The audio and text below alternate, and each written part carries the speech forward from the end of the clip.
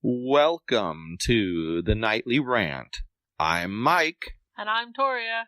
This is the show where we talk about the awful things that have happened in our day, the awesome things that have happened in our day, and all the things in between. Thanks for listening, and we truly hope you enjoy.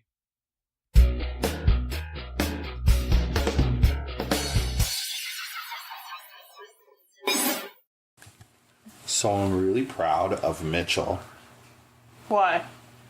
He faced a big decision, and he handled it 100% on his own, as best as I can tell. As best as you can tell, that's funny. Well, I only know my side of it. I don't know when he's at his mom's, what they say to him. So I have to assume that even if they said something, they didn't guide his decision, you know? I have to trust that.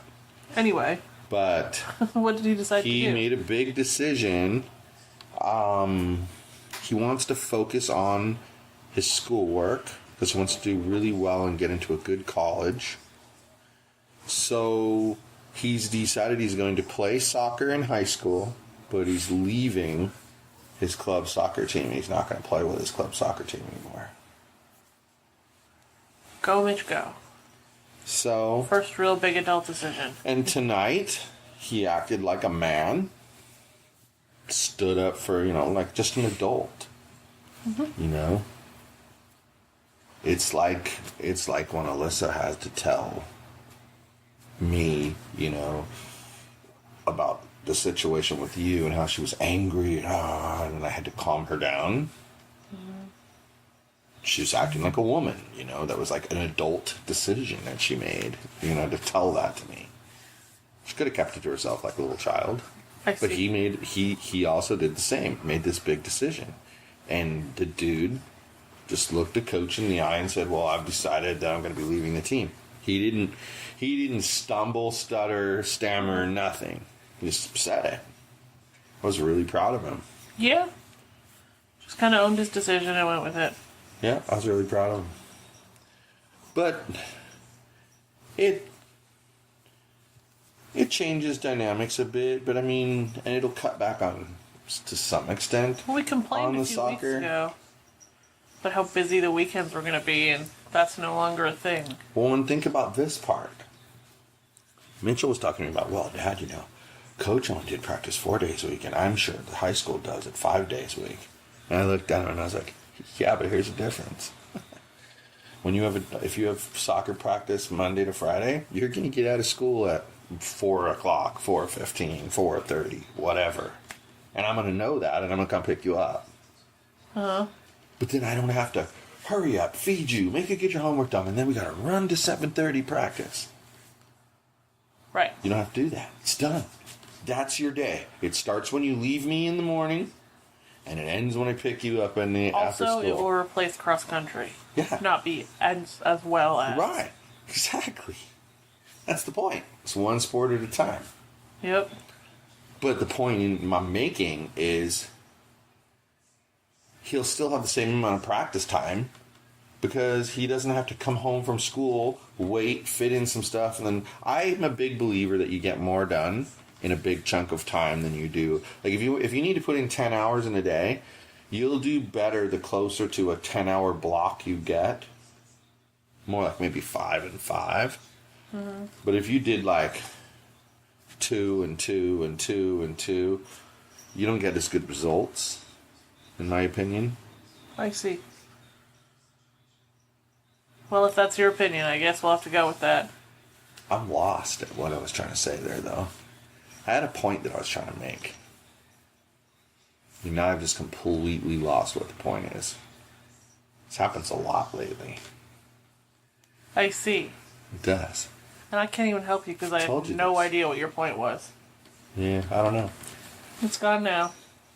Something about why it's better to not have a giant break in between school and soccer practice. Yeah. I think you made that point. So, that was what it was. Yeah, I would rather have him start school at 7 o'clock, leave the house at 7:15 and not get home until 4:15 than I would have him leave the house at 7:15 and get home at 4:15 and then leave again at 7 o'clock so he can be at practice for 7:30, which doesn't end until 9:15. He's not home until close to 10 every freaking night. Right. Yeah, it gets kind of tiring after a while. So I'm glad that it's going to be compressed into one. I'm sad to leave, miss the coach. I'll miss the coach. I'll miss the team manager. I'll miss my friends that are on the team. I'll miss the boys. I think those boys are really nice boys, and I think they're going to do really well together. But this is where, I don't know, it's where the sadness kind of comes from, is that. But when you think about it, it's what happens. He outgrew the situation for whatever reason. Yeah. He outgrew the situation. He didn't like where he was at, and he no longer felt like it was worth the effort. Because I think it got to the point where the return on the effort was small. So why put in the effort? Right. He gets more return out of less effort in other things. Yeah, like I worked at this one place one time where they had like a benefit scale, and you would see like, oh, you get 3 weeks vacation when you've been here for the first 5 years. Mm-hmm. Then from 5 years to 50 years, you get 4 weeks vacation. Whoop, whoop. Whole extra week. And then you see how long they spread it out, right? Like freaking million years. And then after that, you get 8 weeks of vacation. Well, who's going to be here for 50 years? Literally no one. But they offer 8 weeks vacation. Up to 8 weeks vacation. It's possible. Marketing. It's the stupidest thing. Ridiculous. I don't understand it at all. I don't understand it. But I will say that I'm very proud of the little dude. And I'm really happy that he did this on his own. And that he waited.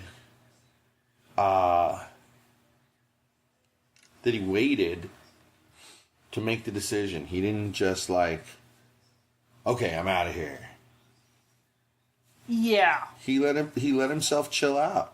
And he did get to a point. He told me at one point how he was wrestling between staying and going. Well, I mean, he said, I agree with you. He spent the time. He made the right choice. Well, I think in the end he just thought it through, and it just felt more comfortable to leave than to stay. Right. And by comfortable, I mean like you're at peace with that decision. I mean, you saw what I was doing when we were driving there, right? You feeling nervous yet? Yeah, you were. I didn't ask him if he was nervous, because then no, I'm not. That's not nervous. That's not. And argue with me about what nervous is. I'm just asking you, are you feeling nervous yet? With the assumption being, you're gonna feel nervous. But he never did. So. But he never did. Like he was like, boom, and like I said in the car, means he made the right choice. Yep. He sure did. I think adults could learn something from that way that kid made that decision of. He pretty much knew what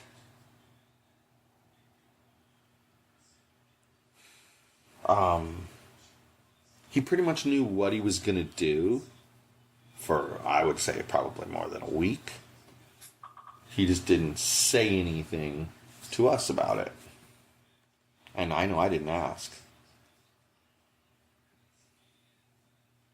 Yeah, it kind of allowed him to actually make his own decision instead of being influenced by everyone else. Yeah, and he wasn't, like, rushed. Mm-hmm.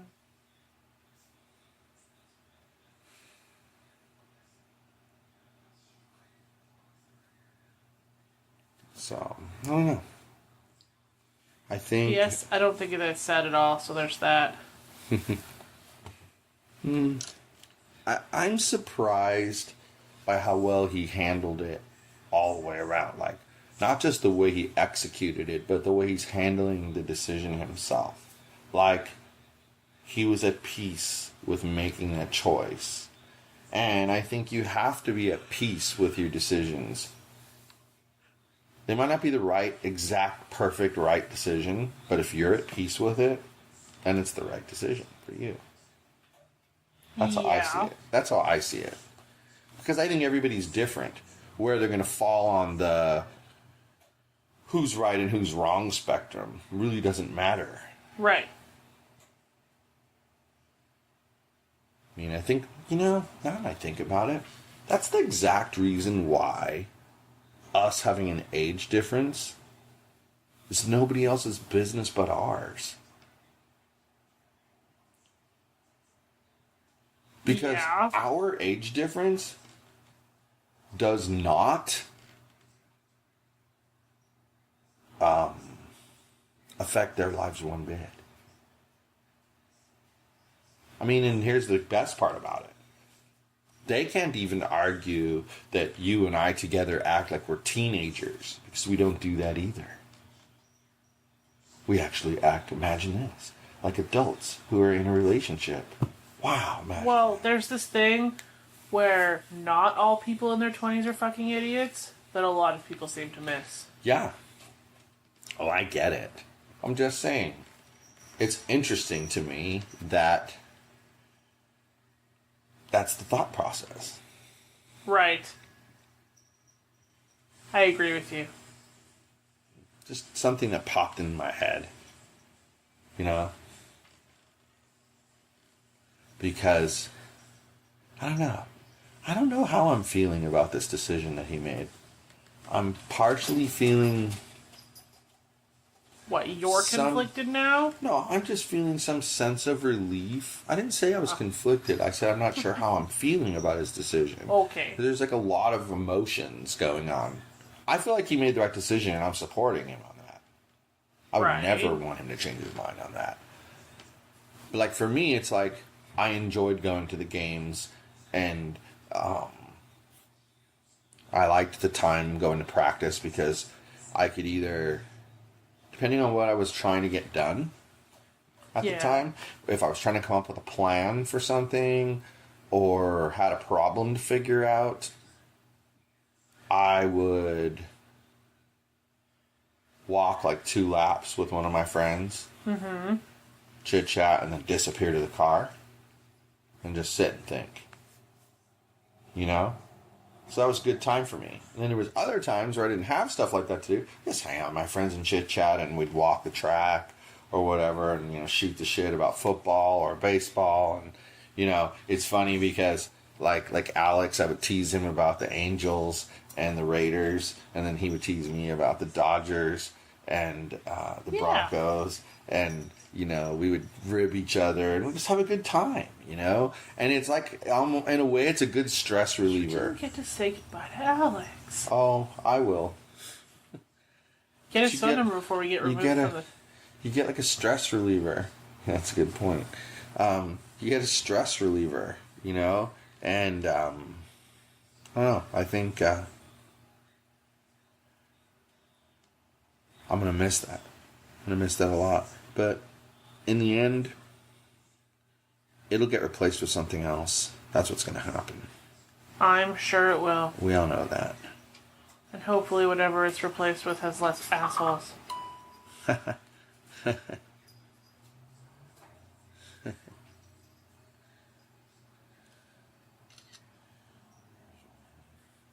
I think that we need to remember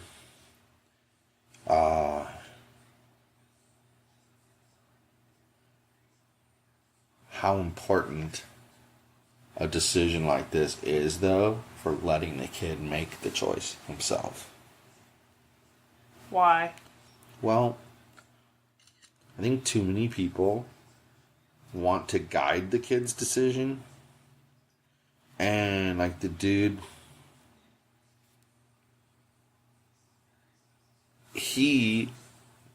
Mitchell, got to make this decision how he wanted to, without a lot of interference.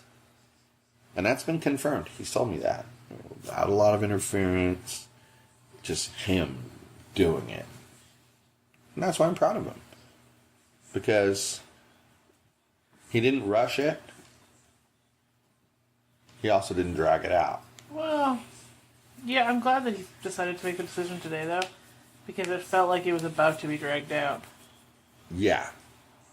Like, any longer than today would have been dragging it out. It's been 2.5 weeks. Well, I feel as though, had we been told that Coach was just arriving in town today, that today wouldn't have been the day to tell him. Right. Okay? I feel like maybe after the game on Sunday would have been the time to tell him. Yeah. So Mitchell would have shown up to the game and said, hey, I've got le ankle sprained, cannot play soccer.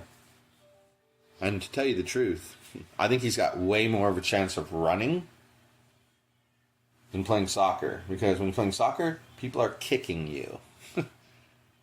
That does damage to your already damaged ankle. Right. That you don't need. But running doesn't do that.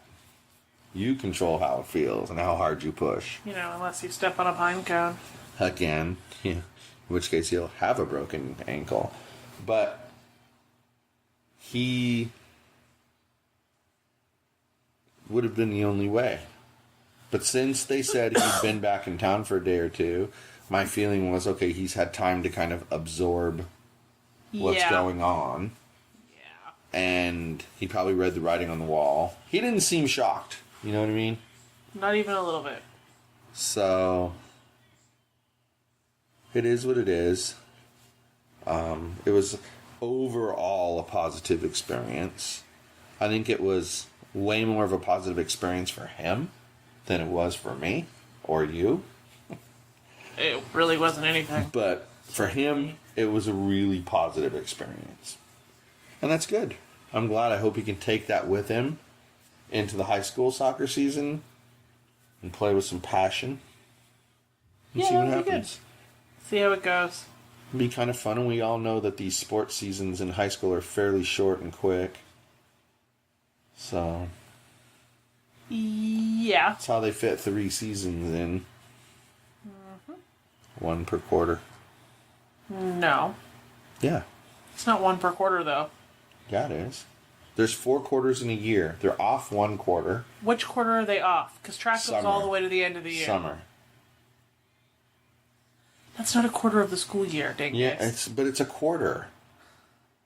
And then you have the track quarter, the soccer quarter, and the cross country quarter.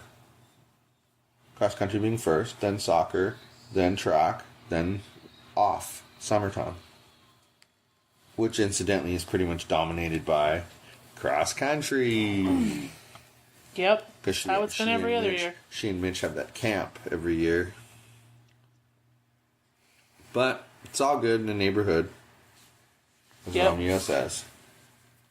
So, yeah. Anyway,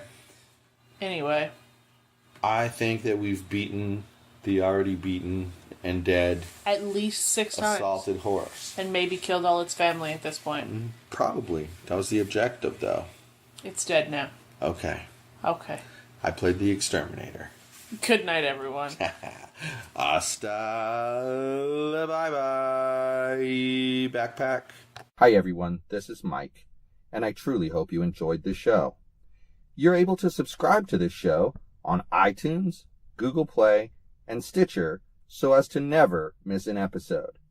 If, by chance, you did miss an episode here or there, you can catch up on all shows, past and present, by heading over to yogispodcastnetwork.com/TNR show. Thanks for listening.